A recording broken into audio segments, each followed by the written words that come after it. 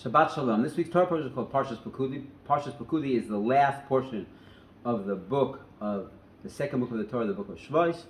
In synagogue tomorrow, the entire congregation will shout together, Chazak, Chazak, v'nitchazek.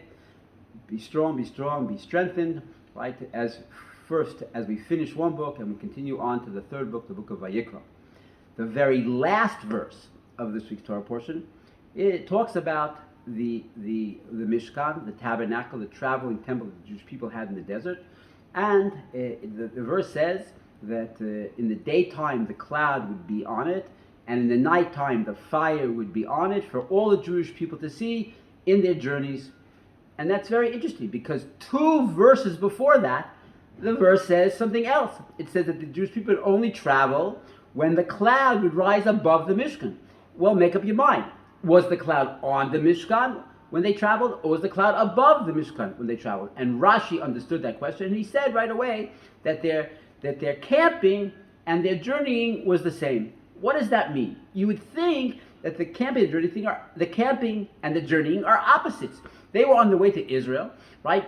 Every journey got them closer to their destination, to their fulfilling their mission, right? And camping was holding them back. Okay, how could camping and journeying be the same thing? And the answer is that it says in the Talmud, right, that since it was God who told them to travel, and it was God who told them to camp, then the camping and the traveling was the same thing. They were all part of the same mission. How do we understand that?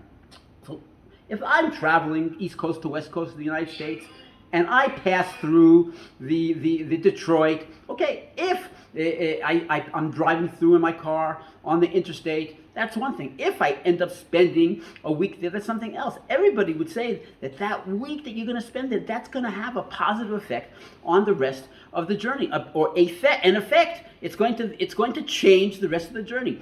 That was the same thing. That the times that they camped and the times that they traveled, they weren't separate. Even when they were camping, it was a preparation for them going on to fulfill the destination. The same thing in each of our lives. Sometimes we're moving ahead. Things are happening. People are smiling at us. We feel good about ourselves. Sometimes we're stuck. We're not moving.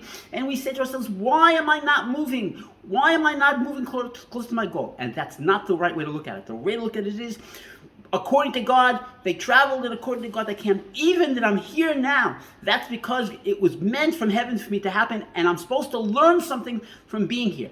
That's the challenge. Why is God putting me in this situation? What am I supposed to take from it to help me in the journeys that come? We have a story from Baba Sali. Once he fell, right, and he was surrounded by escorts. They went to pick him up, and he said no. They said, Rabbi, please. They said no.